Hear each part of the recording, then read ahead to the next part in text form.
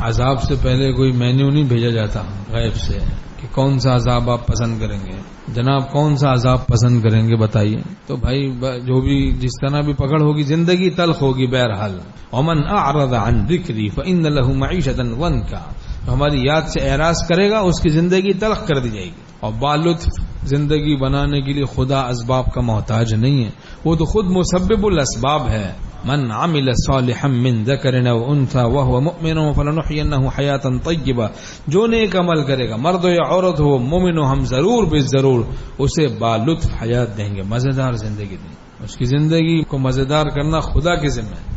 خدا جس کی زندگی کو مزیدار کرے، کوئی مائک لال اس کی زندگی کو تلخ نہیں کر سکتا.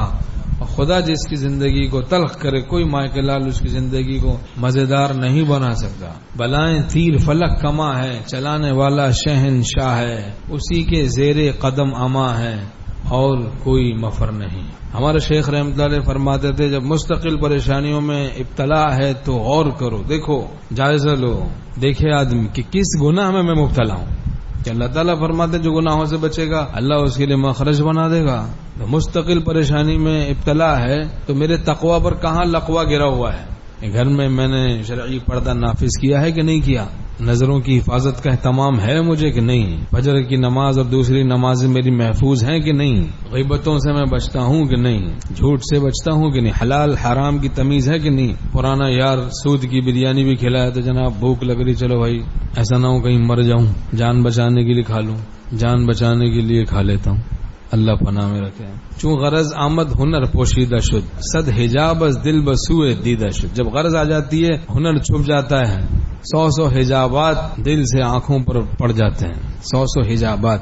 اب بور ہو رہے ہیں ٹی وی دیکھ لیا، بور ہو رہے ہیں گیلری میں کھڑے ہوئے ہیں. ایک آدمی تھا کالا چشمہ لگا کے دیکھتا تھا، کالا چشمہ لگا کے بیٹھا ادھر دیکھ رہا تھا. شریف بنا ہوا ہے، کالا چشمہ لگا کے دیکھ رہے ہیں. لوگ بھی سمجھتے تھے کچھ وقت تک تو برداشت کرتے پھر لعنت دیتے تھے. دیکھ ہی نہیں رہا تو پھر تجھے لعنت لگے گی نہیں، یہ دیکھ رہا ہے تو لگے گی. وہ دیکھتا نہیں تھا مگر دیکھ رہا تھا. تو مصیبت کا علاج معصیت نہیں ہے، مصیبت کا علاج تقوی ہے. ومن یتق اللہ یجعل له مخرجا ویرزقه من حیث لا یحتسب. اللہ تعالیٰ فرماتے ہیں جو گناہوں سے بچے گا اللہ اس کے لیے مخرج بنا دے گا، ایسی جگہ سے اس کو رزق عطا کرے گا جہاں سے گمان بھی نہیں ہوگا اس کو. اللہ کا وعدہ ہے.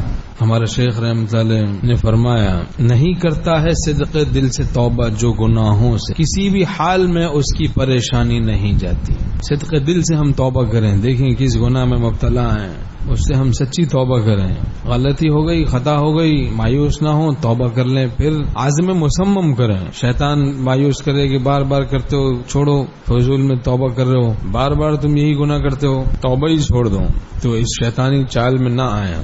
حضرت تھانوی رحمۃ اللہ علیہ فرماتے ہیں جب یہ خیال ہو مجھ سے گناہ ہوا یا نہیں، بہت سے سالکین کو ایسی بات پیش آتی ہے گناہ ہوا کہ نہیں ہوا، کیا بدنگاہی ہوئی یا نہیں ہوئی، غیبت ہو تو نہیں گئی کہیں، اس طرح جو بھی جس گناہ کے بارے میں اس طرح خیال آئے کہ ہوا کہ نہیں ہوا تو اس ادھیڑ بن میں پڑو ہی نہیں. یہ سمجھو کہ ہو گیا اور توبہ کر کے دل فارغ کرو. استغفار توبہ کر کے دل فارغ کریں. اللہ نے اپنی یاد کے لیے پیدا کیا ہے، گناہوں کی یاد کے لیے پیدا نہیں کیا.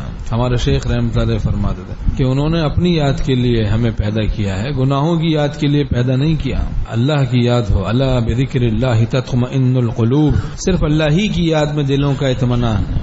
سورہ واقعہ روز پڑھیں. مہنگائی ہے، لوگ بیچارے پریشان حال ہے. سورہ واقعہ کا معمول بنا، اپنے گھر والوں کو بھی بتائیں، روز رات کو پڑھ لیں. جو سورہ واقعہ پڑھے گا روز رات کو اس کو فاقہ نہیں ہوگا، کچن سیف ہو جائے گا انشاءاللہ تعالی. جس کے ساتھ اللہ ہے اس کے ساتھ ساری کائنات ہے.